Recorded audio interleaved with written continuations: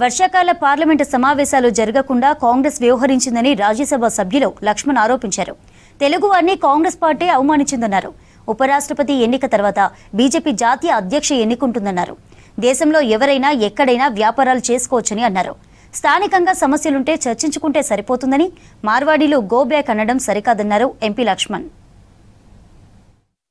అనేది ఒక పవిత్ర నిలయము, ప్రజాస్వామ్యానికి పవిత్రంగా భావించే పార్లమెంటులో చర్చ జరపకుండా వీధుల్లోకి వచ్చి అల్లరి చేయడం అనేది మరి పరిపాటిగా మారింది.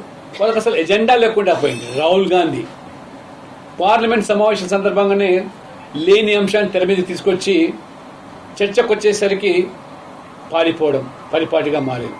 అంతకుముందు వారు మరి పదే పదే సామాజిక న్యాయం గురించి, బీసీల గురించి మాట్లాడే రాహుల్ గాంధీ మొన్న ట్రైబల్ అంశం గోవాలో మొదటిసారిగా మోదీ ప్రభుత్వం ఎస్టీలకు రిజర్వేషన్లు కల్పిస్తే దాని మీద చర్చ లేదు. ఏ రకంగా కాంగ్రెస్ తప్పించుకునే ప్రయత్నించి ఇవాళ కేవలం డిస్రప్షన్ నమ్ముకొని కాంగ్రెస్ పార్టీ రాజకీయాలు చేస్తుంది. ఇవాళ రాహుల్ గాంధీ మాట్లాడతాడు సామాజిక న్యాయం గురించి. మరి వారు సామాజిక న్యాయం గురించి, బీసీల గురించి మాట్లాడే రాహుల్ గాంధీ కాంగ్రెస్ పార్టీ అమలుకు వచ్చేసరికి తోకముడ్చడం. ఈరోజు గతంలో వెంకయ్య నాయుడు గారు ఉపరాష్ట్రపతి అభ్యర్థిగా పెడితే మరి ఆ రోజు మీకు తెలుగువాడు, తెలుగు ప్రేడ్ గుర్తు రాలేదా? ఆ రోజు మరి ఏ రకంగా గోపాలకృష్ణ గాంధీని మీరు సంప్రదించారో కాంగ్రెస్ పార్టీ తెలంగాణలో, ఆంధ్రప్రదేశ్లో మరి రేవంత్ రెడ్డి గారు జవాబు చెప్పాలి. తెలంగాణ ప్రజలకు తీరని అన్యాయం చేసింది, తెలుగు రాష్ట్రాల ప్రజలకు తీరని అన్యాయం చేసింది కాంగ్రెస్ పార్టీ. కులము, మతము, ప్రాంతము, భాష, ఈ రకంగా దేశ సమైక్యతను దెబ్బతీసే విధంగా కుట్రపూరితమైనటువంటి రాజకీయాలు చేస్తున్న మీరు మరి ఉల్టా చోర్ కొత్వాల్ దాటే అన్నట్టుగా ఇవాళ బీసీలకు, తెలుగు రాష్ట్రాల ప్రజలకు మరి అన్యాయం చేసినటువంటి కాంగ్రెస్ పార్టీ తమ వైఫల్యాలను, తప్పులను కప్పిపుచ్చుకోవడానికి మాత్రమే ఈ అంశాలను తెర మీద తీసుకురావడం.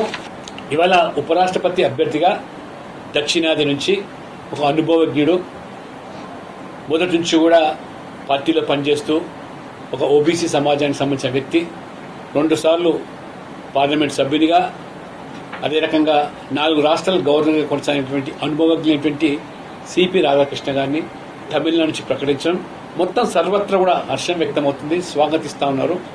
మరి ఈ సందర్భంలో ఏ సామాజిక న్యాయం గురించి మాట్లాడే రాహుల్ గాంధీ గారు, రేవంత్ రెడ్డి గారు తెలంగాణలో బీసీలను మీరు మభ్యపెట్టే ప్రయత్నం చేసి మీరు తెలంగాణలో ఒక బీసీ నాయకుడు మీకు కనబడలే అని చెప్పి ఇవాళ మేము ప్రశ్నిస్తాము. భారతదేశంలో ఏ ప్రాంతం వల్లైనా ఎక్కడైనా వచ్చి ఉద్యోగం చేసుకోవచ్చు, వ్యాపారం చేసుకోవచ్చు.